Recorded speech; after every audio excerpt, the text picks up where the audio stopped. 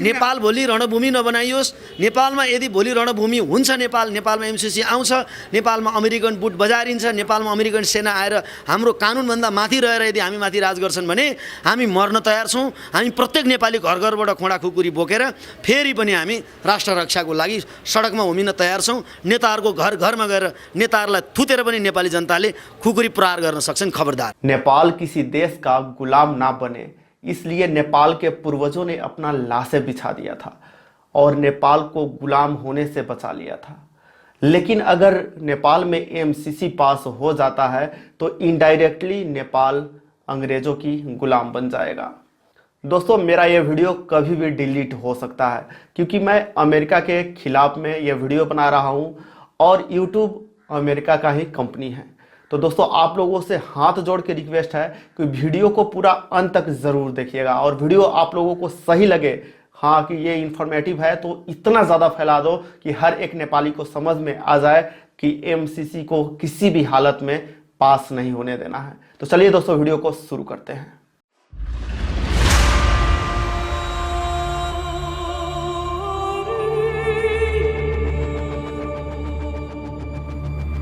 दोस्तों, एमसीसी विकास के नाम पर नेपाल के खिलाफ में एक बहुत बड़ा षड्यंत्र रचा जा रहा है।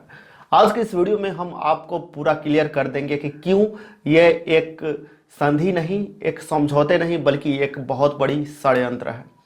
मैं यहाँ पर 5 से 7 प्रूफ आप लोगों को देना चाहूँगा जिससे आप लोगों को समझ में आ जाएगा कि एमसीसी का वास्तविक मानसिकता क्या है। सबसे पहले बात करेंगे एमसीसी समझौते में जो आपत्तिजनक बूंदाएं हैं उसके बारे में। दोस्तों, नंबर 1 जो पॉइंट है वो ये है कि जितने भी बौद्धिक संपदाएं मिलेंगे वो सारे अमेरिका के हो जाएंगे, जिसका मतलब ये होता है कि एमसीसी द्वारा जितना भी प्रोजेक्ट किए जाएंगे, चाहे वो उत्खनन हो चाहे पहाड़ तोड़ना हो, उसके अंदर से जितने भी चीज़ें निकलेंगे वो पर सिर्फ अमेरिका गवर्नमेंट की अधिकार होगा।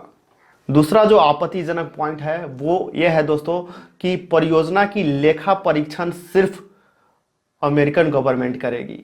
इससे मतलब ये होता है कि उसमें कितना इन्वेस्टमेंट हुआ, क्या उससे आउटपुट आया, वो सिर्फ अमेरिकन गवर्नमेंट के हाथ में होगी। तीसरा जो आपत्तिजनक पॉइंट है दोस्तों, वो ये सबसे बड़ी आपत्तिजनक जो पॉइंट है उसमें से एक है कि एमसीसी और नेपाल के संविधान दोनों की अगर टकराव होती है तो वहाँ पर एमसीसी को ही सर्वोपरि माना जाएगा, ऊपर माना जाएगा। वहाँ पर नेपाल की कानून की मान्यता नहीं होगी, जिसका मतलब ये होता है कि एमसीसी का कर्मचारी तथा अमेरिकन कर्मचारी पर नेपाल के कानून लागू नहीं होगा, चाहे वो किसी भी प्रकार का घटना क्यों ना करे, चाहे किसी भी प्रकार का अपराध क्यों ना करे, उसके ऊपर नेपाली कानून नहीं कार्रवाई कर सकती है। उसके ऊपर सिर्फ कंट्रोल रहेगी एमसीसी के कानून। चौथा जो पॉइंट है वो ये है कि अमेरिकन गवर्नमेंट जब चाहेगी तब एमसीसी समझौते को खारिज कर सकती है, लेकिन नेपाल के चाहने से खारिज नहीं हो सकता है। दोस्तों, इससे आप समझ सकते हो कि अमेरिकन गवर्नमेंट की कितना ज़्यादा यहाँ पर धांधलिंग चलेगी जब ये समझौता लागू हो जाएगा। तो नेपाल के ऊपर अगर अत्याचार भी हो रहा होगा तो नेपाल चाहकर भी उसे खारिज नहीं कर सकती है। इसलिए देखिए, इतना बड़ा षड्यंत्र रचा जा रहा है कि अगर चाहे अमेरिकन गवर्नमेंट तो उसे खारिज कर सकता है, लेकिन नेपाल गवर्नमेंट उसे नहीं खारिज कर सकता है। एमसीसी समझौते की 5वीं जो आपत्तिजनक बूंदा है वो ये है कि अगर किसी भी नेपाली पर्सन को अपॉइंटमेंट करना होगा, एमसीसी में अगर नियुक्ति देना होगा, तो वो सिर्फ एमसीसी कंपनी करेगी, नेपाल गवर्नमेंट नहीं कर सकती है। उसकी इजाज़त चाहिए एमसीसी कंपनी का। तो आप समझ सकते हो नेपाली पर्सन का उसमें जॉब करने के लिए भी एमसीसी का कंट्रोल रहेगा, नेपाल का नहीं रहेगा। दोस्तों, सोचने वाली बात यह है कि दुनिया की 2 सबसे ताकतवर देश चीन और अमेरिका है, लेकिन नेपाल को यहाँ पर एक यूज़ किया जा रहा है, प्रयोग किया जा रहा है एमसीसी के नाम पर अमेरिका के द्वारा। नेपाल में बेस कैंप बनाया जाएगा अमेरिकन गवर्नमेंट के द्वारा एमसीसी के थ्रू, और चीन पर वो लोग नज़र रखेंगे, काउंटर रखेंगे चीन पर। तो यहाँ पर 2 बड़े बड़े देशों के लड़ाई में नेपाल को एक बेस कैंप की तरह यूज़ किया जा रहा है, जो बाद में चलकर नेपाल के लिए बहुत ही ज़्यादा खतरनाक साबित होने वाला है। यहाँ पर भारत भी चीन का दुश्मन है, तो भारत भी कुछ नहीं बोल रहा है एमसीसी के ऊपर कि एमसीसी लागू होना चाहिए या नहीं होना चाहिए। एक बात हर नेपाली को जरूर समझना चाहिए, जिस तरीके से भारत में अंग्रेज आए थे एक कंपनी को लेकर कि बिजनेस हम करेंगे, और बाद में बिजनेस करते करते क्या हुआ भारत में आप लोग जानते हैं कि 250 साल तक भारत को उन लोगों ने गुलाम बना के रखा, वहां पर राज किया। ठीक वैसा ही एमसीसी करेगा नेपाल में भी। 100 साल के लिए ये एमसीसी एग्रीमेंट होगा और वहां पर जाएगा तो शुरू थोड़ा थोड़ा करेगा, लेकिन बाद में जाकर नेपाल के ऊपर अत्याचार करना जरूर शुरू कर देगा। इतिहास उठाकर आप देख लो, अमेरिका जिस भी देश में घुसा है उस देश को तहस नहस कर दिया है, चाहे वो अफगानिस्तान हो, चाहे वो सीरिया हो, चाहे वो रूस हो। रूस पे भी उन्होंने खुद अपना फंडिंग रिलीज करके रूस का छोटा छोटा टुकड़ा कर दिया।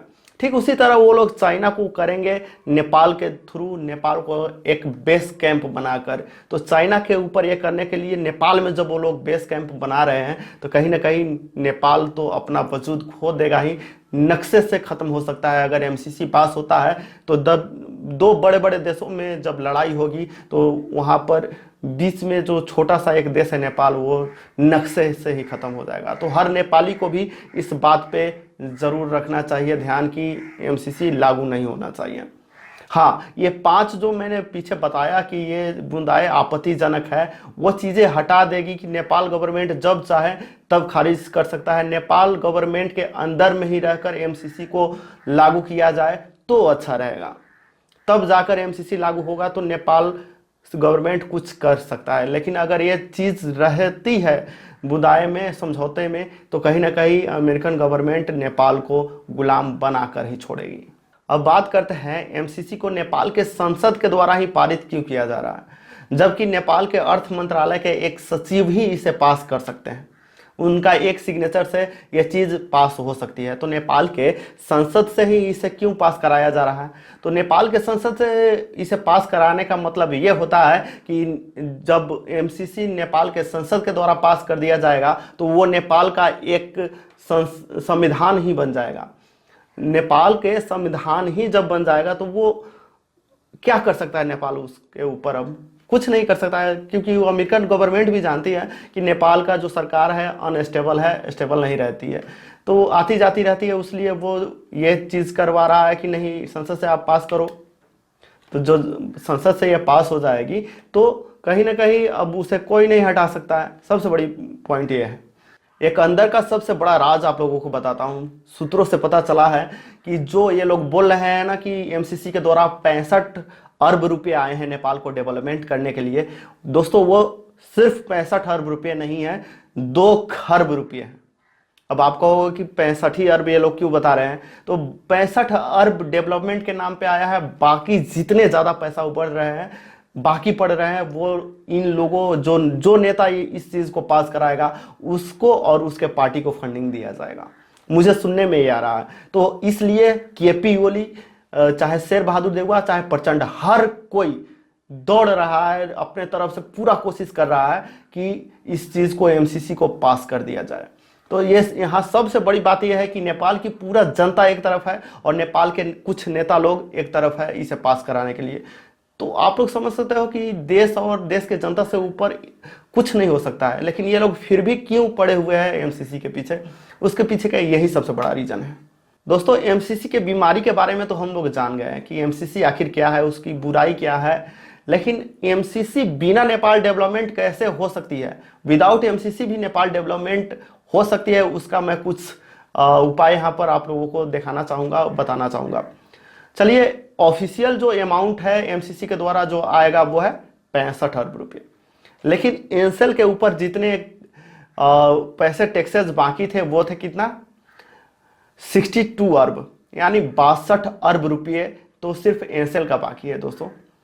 वहां पर बात करें फिर दूसरी, तो बिजली बिल लोगों के ऊपर जितना बाकी है वो है 10 अरब। वहीं पर कर अभी बहुत सारे कंपनी के ऊपर बाकी है, जो कर है सिर्फ 54 अरब रुपये। वहीं पर 4G घोटाला में 12 अरब रुपये है।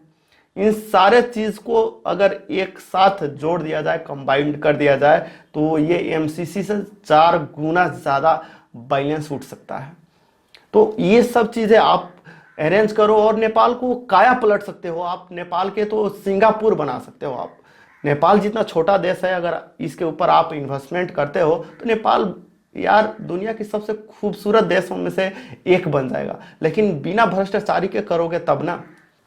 तो दोस्तों ये तो बात रही कि इसे किस तरीके से मेक ओवर किया जा सकता है। लेकिन आप लोगों को बता दूं कि एमसीसी क्यों पीछे पड़ा हुआ है नेपाल के। तो पहला तो बता दिया कि नेपाल को वो एक बेस कैंप की तरह यूज करेगा। दूसरा, जो एमसीसी के समझौते के अंदर मैंने आप लोगों को पहले भी बताया कि जितने भी बौद्धिक चीजें नेपाल में मिलेंगे उस सब पर अमेरिकन गवर्नमेंट की अधिकार होगा। तो उससे आप समझ सकते हो कि नेपाल में अभी 6-7 महीना पहले पता चला था कि तकरीबन 25,000 टन यूरेनियम पाया गया है जो जमीन के अंदर में है अभी। तो दोस्तों वो लोग आएंगे और जमीन को उत्खनन करेंगे और वहाँ पर जितना भी है 25,000 टन यूरेनियम वो लोग लेकर जाएंगे। आप लोगों को पता है एक चीज कि 2 किलो यूरेनियम का प्राइस 6 अरब नेपाली रुपया है। इससे आप समझ सकते हो कि एमसीसी कितना बड़ा षड्यंत्र है नेपाल के खिलाफ में। नेपाल को खोखला कर देगी जितनी भी चीजें निकलेगी। सिर्फ यूरेनियम नहीं, नेपाल में सोन का भी खानी है, नेपाल में कोयले का भी खानी है। वो जितने भी चीजें निकलेंगी वो सब तो अमेरिका के कंट्रोल में रहेगा, अधिकार उसका हो जाएगा एमसीसी के समझौते के हिसाब से। तो आप लोग मुझे बताओ अब कि क्या एमसीसी नेपाल में लागू होना चाहिए या नहीं। दोस्तों वीडियो पसंद आया हो तो वीडियो को दबा कर शेयर कीजिए। मैं आज तक कभी नहीं कहा हूं आप लोगों को वीडियो शेयर करने के लिए, लेकिन इस वीडियो को दबा के शेयर करिए ताकि हर एक नेपाली जान सके कि एमसीसी विकास के नाम पर एक बहुत बड़ा षड्यंत्र है, बहुत बड़ा घातक चीज है एमसीसी। तो अगर आप लोगों को पसंद आया हो तो प्लीज रिक्वेस्ट करता हूं कि इस वीडियो को दबा कर शेयर करिए, क्योंकि कभी भी मेरा यह वीडियो डिलीट हो सकता है। मिलते हैं दोस्तों नेक्स्ट वीडियो में एक नया टॉपिक के साथ। तब तक ख्याल रखें अपना और अपने चाहने वालों का। धन्यवाद। खुदा हाफिज। Have a nice day.